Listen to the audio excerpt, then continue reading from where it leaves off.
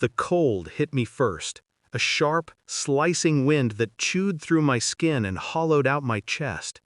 I remember the sound of fabric ripping, his fingers curled like claws, the disgust in his eyes as if touching me had dirtied him. "Get out!" He didn't shout. He didn't need to. The calmness was worse. His mother stood behind him, arms crossed, a smirk cutting across her wrinkled face like a scar.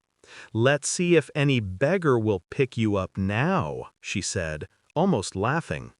My feet were bare on the ice. December, midnight. They closed the door, and just like that, the life I had built shattered behind carved wood and iron locks. But I didn't cry, not one tear. I stood there, steady, quiet, because I knew something they didn't. I wasn't the one who was going to lose everything. Not tonight, not ever again. I took out my phone, with fingers stiff from cold, and dialed one number. One voice answered. "Madam, are you ready?" "I am," I whispered. 30 minutes later, the street filled with the low hum of engines.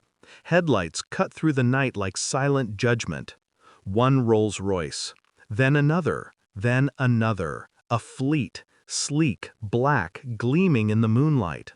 The door opened. Warm air rushed toward me. A coat, heavy, fur-lined, was placed gently over my shoulders. I stepped inside without looking back. But let's rewind. We met 5 years ago. I wasn't rich then. I was a scholarship student, working part-time at a small cafe. He came every morning, smile easy, voice warm. He treated me with gentleness, or what I thought was gentleness. He told me I was different, told me I had grace. I believed it. We married quick.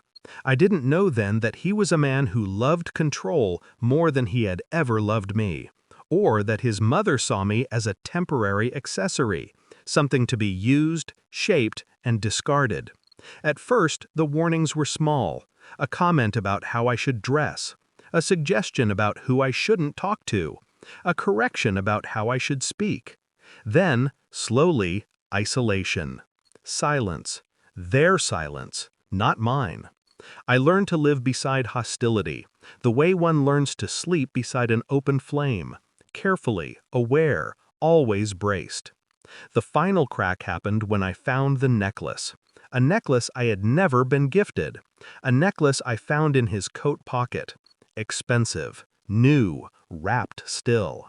I placed it back exactly where I found it. No confrontation, no trembling, no tears.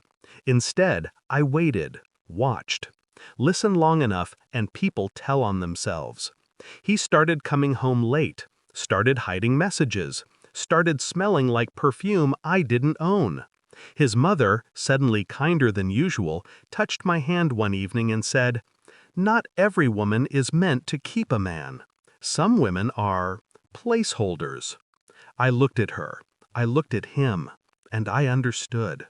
They thought I was powerless. They thought I had no one. They forgot who I was before them. Because while they were busy underestimating me, I had been working quietly, silently, smartly. The cafe where I once made coffee, I now owned it. A gift from a man who owed my late father a debt. The small investment account I opened 3 years ago, I grew it into 7 successful business partnerships, quiet, anonymous, shielded behind corporate trustees. The family my husband thought was poor and ordinary, they were not ordinary. We just never advertised wealth the way his family worshipped it. So the night he shoved me onto the street like trash, I didn't break. I simply stepped into the life that had been waiting for me. When the Rolls-Royces rolled in, every curtain in the neighborhood lifted. His mother came outside first, robe clutched around her, eyes wide, mouth dry. Then him. He froze when he saw the convoy. I stepped out of the car slowly, wrapped in warmth, head held high. Their expressions cracked like glass under pressure. You know these people?" he stammered. "No," I said. He exhaled, relieved. "They know me." The doors of another car opened. My family stepped out. My uncle, the board chairman of a global investment firm, walked forward. His mother's face drained pale. My husband swallowed. "You made one phone call?" he whispered. "Yes, one."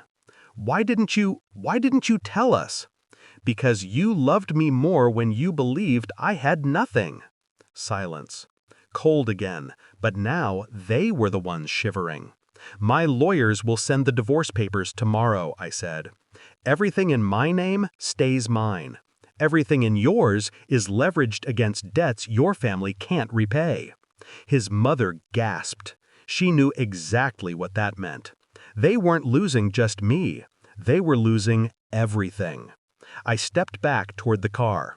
My uncle opened the door for me, not as a gesture of power, but respect. Before getting in, I looked at them one last time. "You should have treated me better when you thought I was no one." The door closed. Warmth returned. Silence settled. As the cars pulled away, I didn't look back. Because I didn't need to. I had already left. And in the quiet hum of the engine, wrapped